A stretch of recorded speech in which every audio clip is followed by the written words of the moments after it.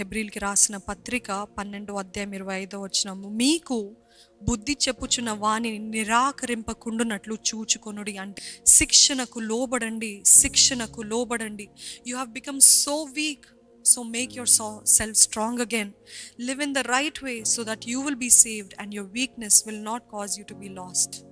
నిజంగా మనము శిక్షకి లోబడితే అండి, దేవుడు ప్రేరేపిస్తున్న శిక్ష, దేవుడు ప్రేరేపిస్తున్న కరెక్షన్కి లోబడితే అండి, ఈరోజు మన కుటుంబాలు అన్ని గొడవలు ఉండదు, ఈరోజు మనకు అంత నెమ్మది లేని తనం ఉండదు. ఎందుకు అని అంటే బికాజ్ మనము we are choking the voice of the holy spirit. పరిశుద్ధాత్ముడు ప్రేరేపిస్తుంటే పరిశుద్ధాత్మ ప్రేరేపణ అనగద్రొక్కుతున్నాము. ఇది చెయ్యొద్దు, ఇది చేస్తే ఇది నీకు శిక్ష వస్తుంది, దీని కాన్సిక్వెన్స్ చాలా భయంకరంగా ఉంటుంది అని అంటే పర్వాలేదులే అని అనగద్రొక్కుతున్నామండి ఆయన స్వరాన్ని. ప్రతిరోజు మన జీవితంలో మనము చేస్తున్న పని ఇదే.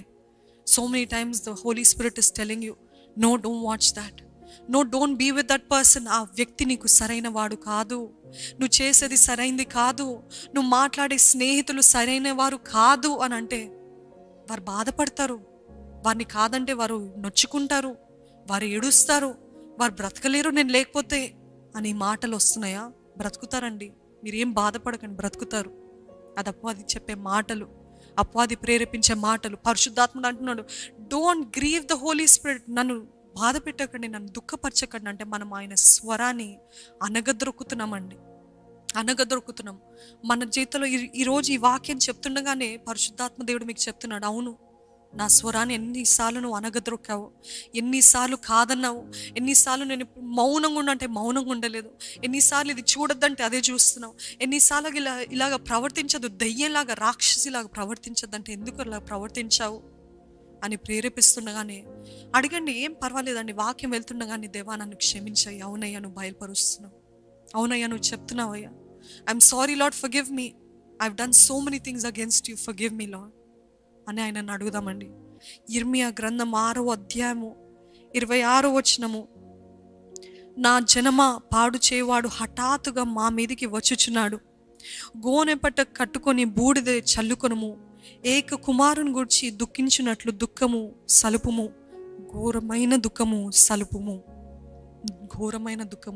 అంటే మొదటిగా ఆయన ఏం చెప్తున్నాడు తెలుసా? పాడు చేయవాడు హఠాత్తుగా మీ మీదికి వస్తున్నాడు. మీకు అర్థం కావట్లేదు, పోన్లే అని అనుకుంటున్నారేమో, పోన్లే చిన్న పాపమే అనుకుంటున్నారు, కానీ ఆ నాశనం చేసేవాడు ఇక్కడ ఏముందండి? పాడు చేయవాడు, నాశనం చేసేవాడు, దొంగలించేవాడు, హత్య చేసేవాడు, సంహారకుడు మీ దగ్గర హఠాత్తుగా వస్తున్నాడు. మీకు అర్థం కావట్లేదు, మీరేమో తలుపులు బాగా తెరిచిపెట్టి పర్వాలేదులే అని అంటున్నారు. హఠాత్తుగా వస్తున్నాడంట. హఠాత్తుగా వచ్చి మిమ్మల్ని నాశనం చేస్తాడు, మరణంలోకి నడిపిస్తాడు, మీ కుటుంబాన్ని చెదరగొడతాడు, మిమ్మల్ని పాడు చేస్తాడు, మీ జీవితం ఇంకా అడుగంటిపోయిన స్థితిలో ఉంచేస్తాడు. దయచేసి మీరందరూ కూడా గోనెపట్టు కట్టుకొని బూడిద వేసుకొని దుఃఖముతో, బహు దుఃఖముతో ఆయన సన్నిధిలో పశ్చాత్తాపడాలంట. దేవా నన్ను మన్నించు, దేవా నన్ను సరిచేయి, దేవా నన్ను బాగు చేయి అని ఆయన సన్నిధిలో మొరపెట్టాలంట. ఆయన చిత్తానుసారమైన దుఃఖము ఒకటి ఉంటుందంట అండి. ఆ వాక్యం కూడా చూద్దాం. హెబ్రీయులకి రాసిన పత్రిక 12:11 మరియు ప్రస్తుతమందు సమస్త శిక్షయు దుఃఖకరముగా కనబడునే గాని సంతోషకరముగా కనబడదు, అయినను దాని యందు అభ్యాసము కలిగిన వారికి అది నీతియు సమాధానకరమైన ఫలమును ఇచ్చును. ఇది ఇంకొకటి ఉంటుంది చూడండి, 2 కొరింథీయులకి రాసిన పత్రిక 7:10 దైవ చిత్తానుసారమైన దుఃఖము రక్షణార్థమైన మారు మనసును కలుగుచేయును, ఈ మారు మనసు దుఃఖమును పుట్టించదు, అయితే లోక సంబంధమైన దుఃఖము మరణమును కలుగజేయును. దైవ చిత్తానుసారమైన, the godly sorrow, there is also worldly sorrow. When they say దైవ చిత్తానుసారమైన దుఃఖము అని అంటే వరల్డ్లీ సారో ఏంటి తెలుసా అండి? కొంతకాలం ఏడుస్తున్న కొద్ది మనకి కృంగుదల, నిరాశ, నిస్పృహ కలుగుతుంది. అయిన తర్వాత ఏం చేస్తుంది తెలుసా? ఆ లోకానుసారమైన దుఃఖము మనల్ని మరణంలోకి నడిపిస్తుంది అంట. హోప్లెస్ సిచ్యువేషన్, ఇంకా నిరీక్షణకి చోటు లేదు. దైవ చిత్తానుసారమైన దుఃఖం ఎలాగుంటుందంటే ఆయన సన్నిధిలో ఏడుస్తూ పశ్చాత్తాపడుతూ గోనెపట్టే కట్టుకొని బూడిద వేసుకుంటూ ఏడుస్తే మనకు ఒక నిరీక్షణ ఏంటి తెలుసా? నా దేవుడు నా మొర విన్నాడు, నా దేవుడు నన్ను మారుస్తున్నాడు, నా దేవుడు నన్ను ఆయన రాజ్యంలో చేర్చుకుంటాడు, నా దేవుడు ఆయన చిత్తానుసారంగా నన్ను జీవింపజేస్తాడనే నిరీక్షణ, ఆనందం అంటే సమాధానం ఇస్తుందంట. ఆయన రక్షణార్థమైన మారు మనసు కలుగచేయను. ఈ మారు మనసు దుఃఖమును పుట్టించదు, అయితే లోక సంబంధమైన దుఃఖము మరణమును కలుగచేయను.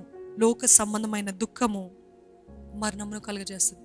ఇందాక చెప్తున్న రీతిగా ఈరోజు మీరు దుఃఖించకపోతే, ఈరోజు మీ కుటుంబం కోసం పోరాడకపోతే, ఈరోజు మీరు గోనెపట్ట కట్టుకొని బూడిద వేసుకోకుండా దేవా నా కుటుంబాన్ని రక్షించు అనకపోతే, ఇదిగో పాడు చేసేవాడు బయలుదేరాడంట, పాడు చేసేవాడు వస్తున్నాడంట, పాడు చేసేవాడు హఠాత్తుగా వచ్చి మనల్ని నాశనం చేస్తాడంట. జాగ్రత్త పడదామా? జాగ్రత్త పడదామా?